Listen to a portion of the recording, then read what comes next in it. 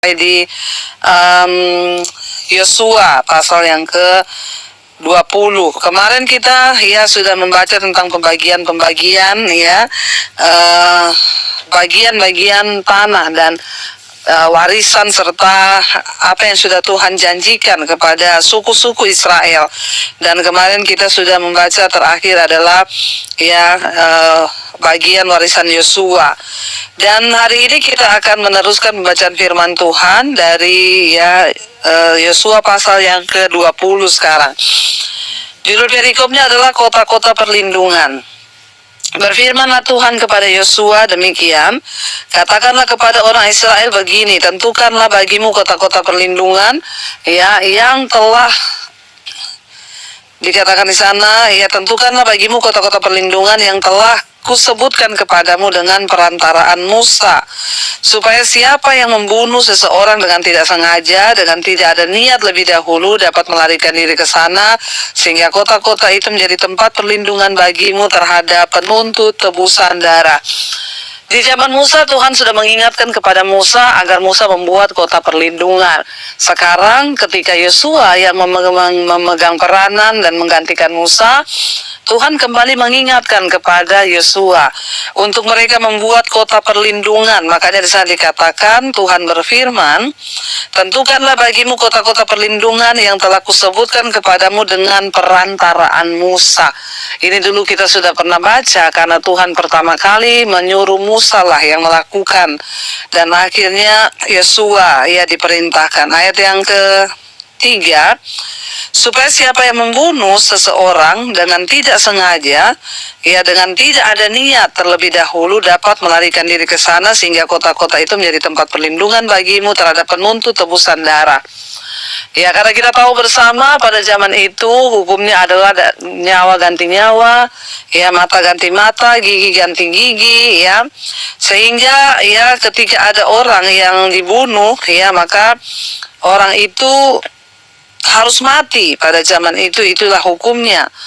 Tetapi Tuhan berkata, kalau orang itu tidak sengaja membunuh, dia tidak bisa dibunuh karena tidak ada niat dalam hatinya untuk membunuh. Itu adalah ketidaksengajaan. Dan Tuhan berkata, Yosua harus membuat kota perlindungan untuk melindungi setiap orang itu dari penuntut tebusan darah.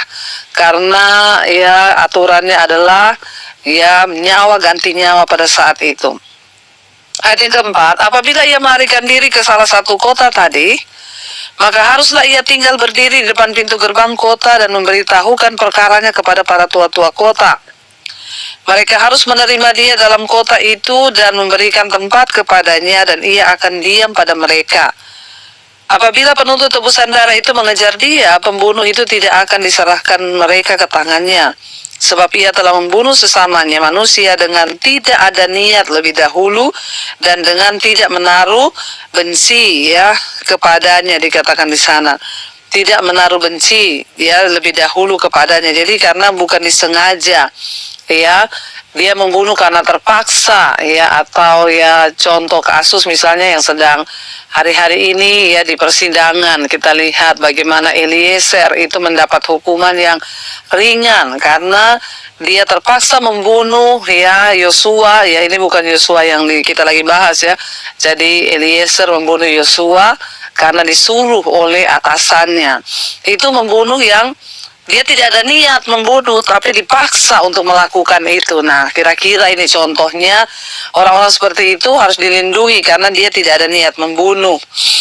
Dan ayat yang berikutnya, ia harus tetap diam di kota itu sampai ia dihadapkan kepada rapat jemaah untuk diadili, sampai imam besar yang ada pada waktu itu mati. Maka haruslah pembunuh itu boleh pulang ke kotanya dan ke rumahnya, ke kota dari mana ia melarikan diri. Jadi tunggu imamnya mati dulu, saudara. Kalau imamnya masih hidup, dia masih tinggal di situ. Kalau kecuali imamnya sudah mati, baru dia boleh pulang, dan sudah tidak boleh dibunuh karena dia sudah mendapat perlindungan.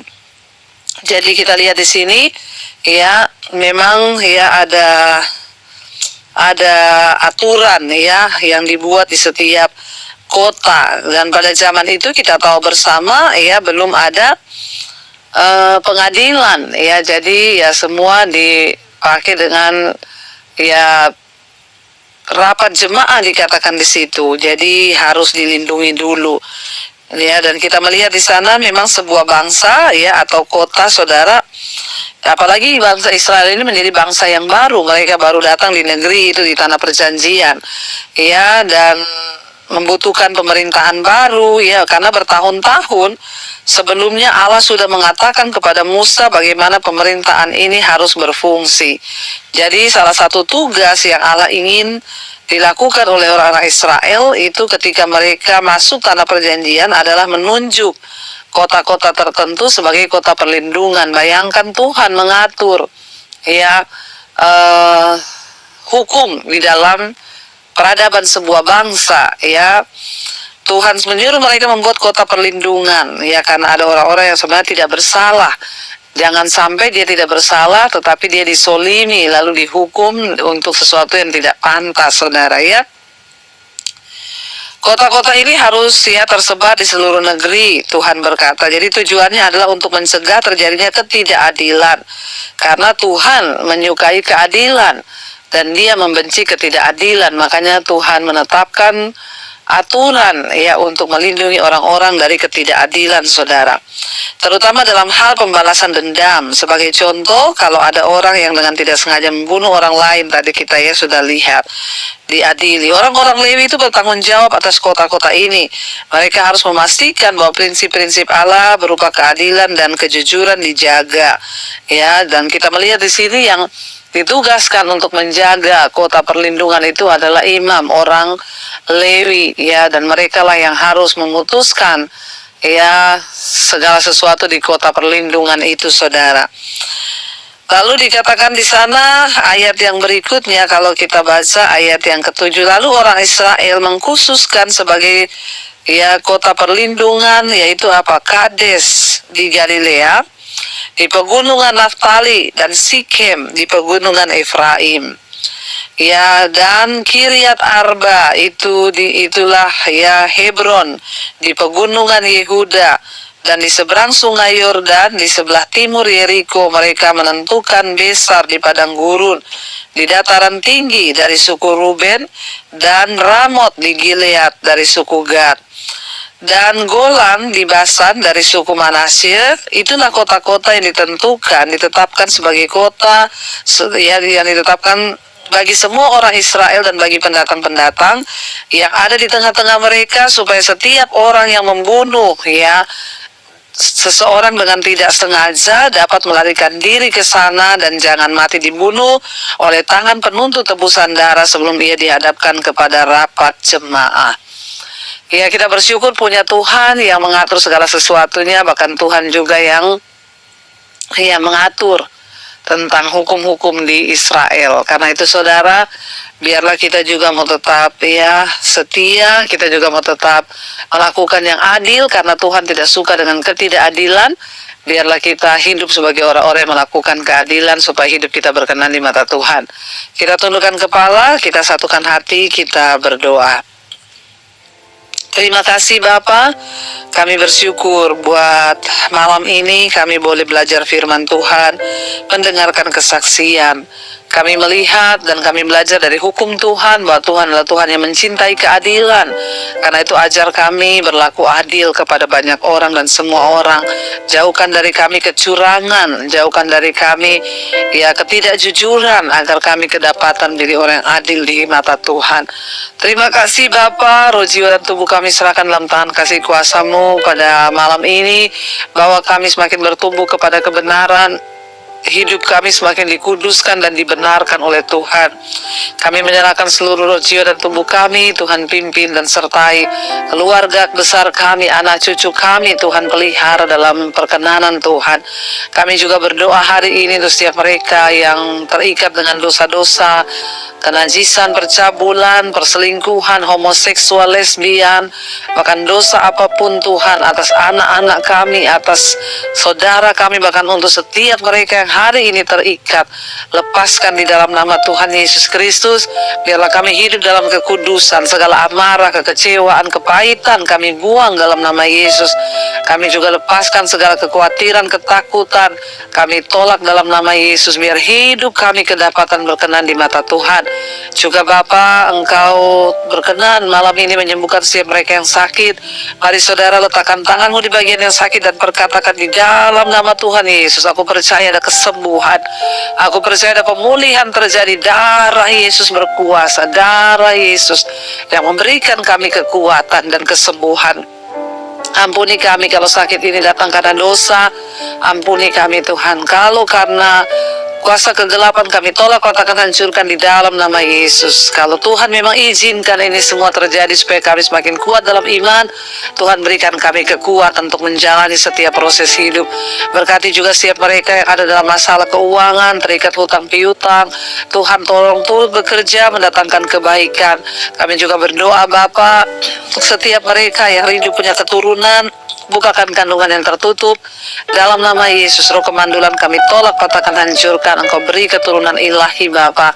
Kau berkati juga setiap mereka Tuhan yang dalam dalam pergumulan keluarga, biar pemulihan boleh terjadi. Kami percaya tidak ada perkara yang mustahil bagi Tuhan. Kami mengangkat tangan bagi bangsa dan negara kami Indonesia. Shalom Indonesia, damai sejahtera Allah turun atas Indonesia. Berkati bangsa kami dari Sabang sampai Merauke. Tuhan jamah dan lawat bangsa ini, tutup urusan kot-kosa darahmu, biar bangsa kami menjadi bangsa yang hidup dalam kebenaran. Dijamah Tuhan mulai dari Presiden, Bapak Jokowi, wakil dan seluruh jajaran kabinet yang ada, lembaga-lembaga negara, TNI, Polri, dikuduskan dan dibenarkan. Biar bangsa ini hidup dalam kebenaran, sehingga Tuhan Engkau berkenan atas bangsa kami, dijauhkan dari segala bencana, malapetaka, murka Tuhan. Ampuni bangsa ini, biar semua orang bertobat dan berbalik kepada Tuhan. Kami juga berdoa bagi semua bangsa-bangsa dari benua, 5 benua, Asia, Afrika, Amerika, Eropa, Australia, negara-negara yang ada di dalamnya. Tuhan mengasihi, Tuhan mengampuni, bahkan Tuhan memberikan kasih karunia-Mu. Terima kasih Bapa untuk segala anugerah yang terbaik yang Tuhan berikan buat kami. Mari buka hati dan tanganmu saudara, karena itu terimalah kiranya berkat dari Allah Bapa, cinta kasih Tuhan Yesus Kristus, penyertaan Allah Roh Kudus melimpah atas hidup kita mulai hari ini bahkan sampai kali yang kedua. Tuhan Yesus datang menjemput kita, nama kita tercatat di dalam kitab kehidupan. Dalam nama Tuhan Yesus percaya diberkati Tuhan, katakan bersama amin, amin, amin. Tuhan Yesus memberkati. Shalom dan Immanuel saudara. Video ini sangat bagus untuk didengar atau ditonton, yang sangat membangun iman, menguatkan iman kita. Puji Tuhan, haleluya.